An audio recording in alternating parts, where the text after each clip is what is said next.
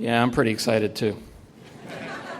Because this year I am celebrating my 25th year as a member of the Women's Royal Voluntary Service. Yeah, I know.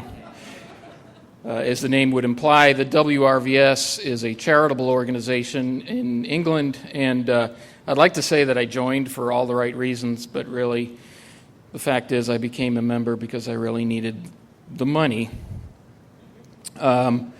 I was 22, and I was living in Cambridge, England, right out of school, and I had a 6-month student work visa. And after 2 months, I still didn't have a decent job, and I knew that I was not going to be able to pay the rent with that part-time gig I had as a sperm donor. But that's another story.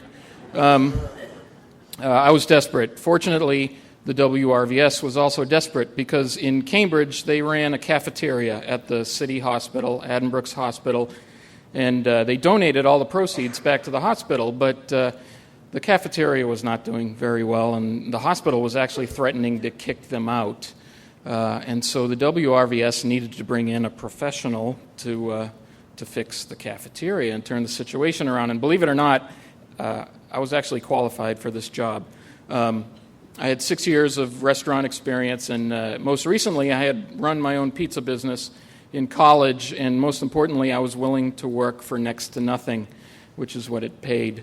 So after a short interview, they quickly introduced me to my cafeteria team that I called the ladies because they were 70 female volunteers, none of whom were under the age of 60.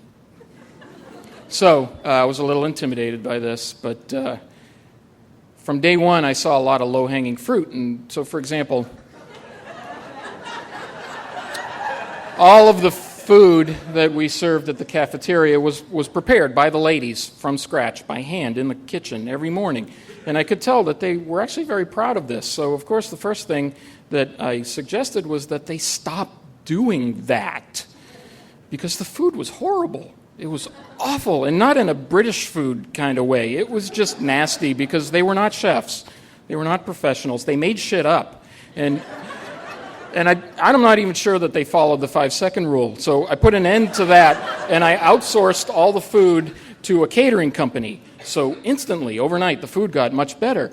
And another side benefit of that was without all that prep, I didn't need as many volunteers on the schedule anymore. So I changed the calendar, and that's when I discovered that nobody actually paid attention to the schedule because the ladies kept showing up. And I'm sure that they were doing it because they wanted to spite me and put me in my place because I told them that they couldn't cook anymore. So rather than coming in and making sandwiches, what they did is they went out to the dining room and they sat there at the tables and they drank tea and talked to the guests all day long.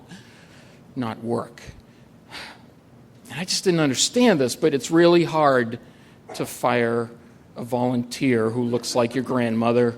So I just let it go because, frankly, everyone was in a much better mood and profits were up.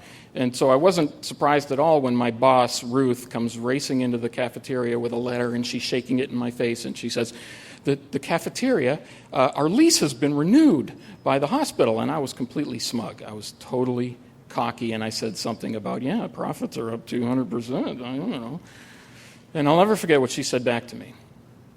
She said, Eric, I think that if you look hard enough, you will see that the cafeteria is adding values in ways that you did not anticipate.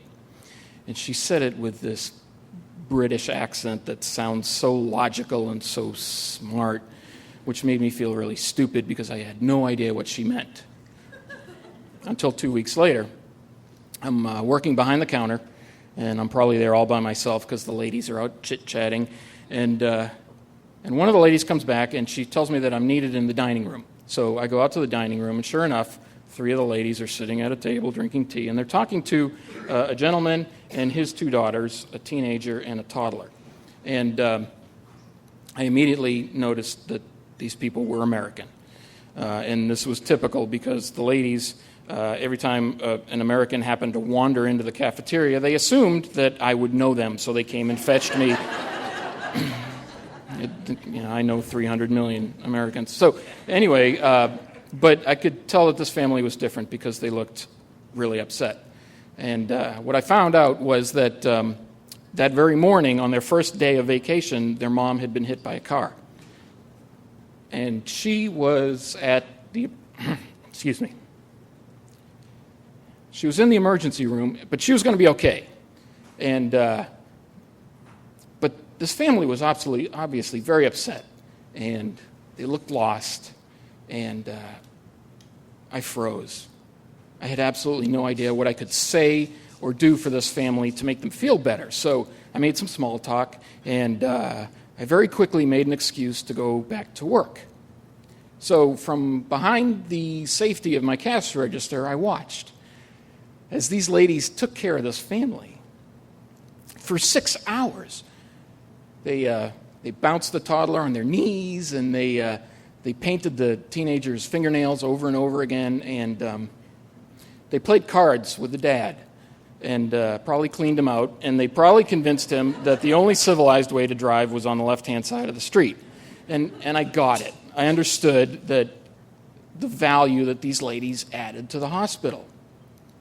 And it was something that I was completely unqualified to do.